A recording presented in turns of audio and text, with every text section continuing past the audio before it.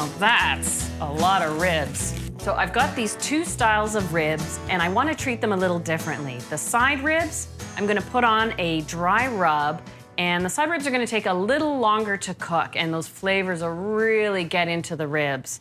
Now, I'm also going to put the same dry rub on the back ribs here, but then the last 20 minutes, half hour of cooking, I'm going to have Michael baste them with a barbecue sauce that I'm making. First, for my dry rub, I'm putting in half a cup each of coriander and cumin seeds. I'm gonna turn on the heat on medium, give them a little toss, and I just need to lightly toast these for a few minutes.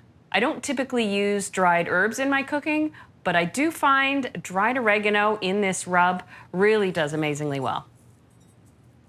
I'm gonna put a cup of paprika. Now, something else I add to the mix quite a bit of is salt. I am gonna pour in a full half cup of fine salt here.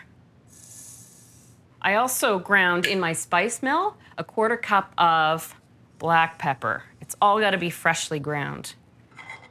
Now, all of a sudden, the coriander and cumin seed smell different and toasty and rich. When I first put them in the pan, it was a little higher, a little more delicate. Now it's rich and earthy.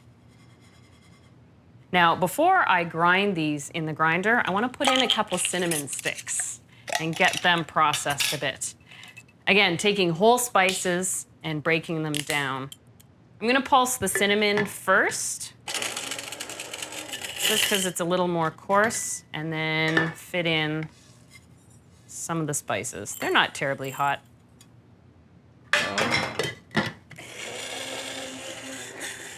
Wow, these spices are so fragrant.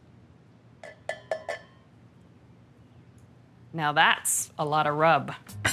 Time to get messy. Now I've got to remove this connective tissue or membrane on the back of the ribs. Even though I'm slow cooking the ribs, this will never break down or become more tender, so it's got to come off.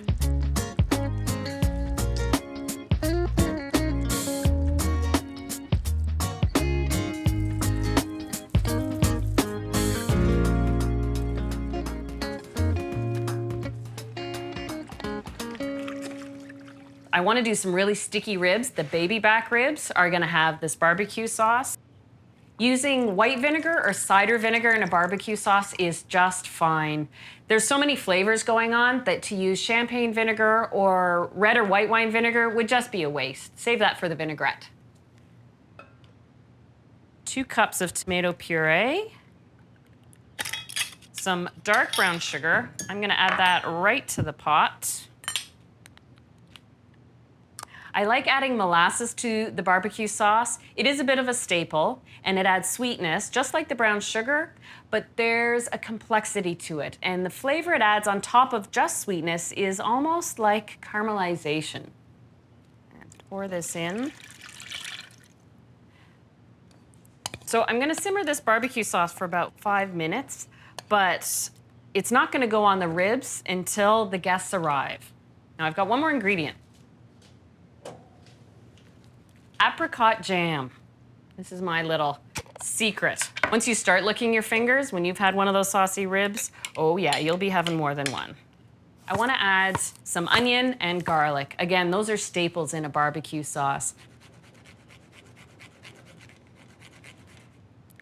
So I'm going to bring the sauce up to a full simmer, let it go for about 5 minutes, stir it once or twice, take it off the heat, and then I will take my platters of ribs out back to Michael. Hope he's got those coals just right.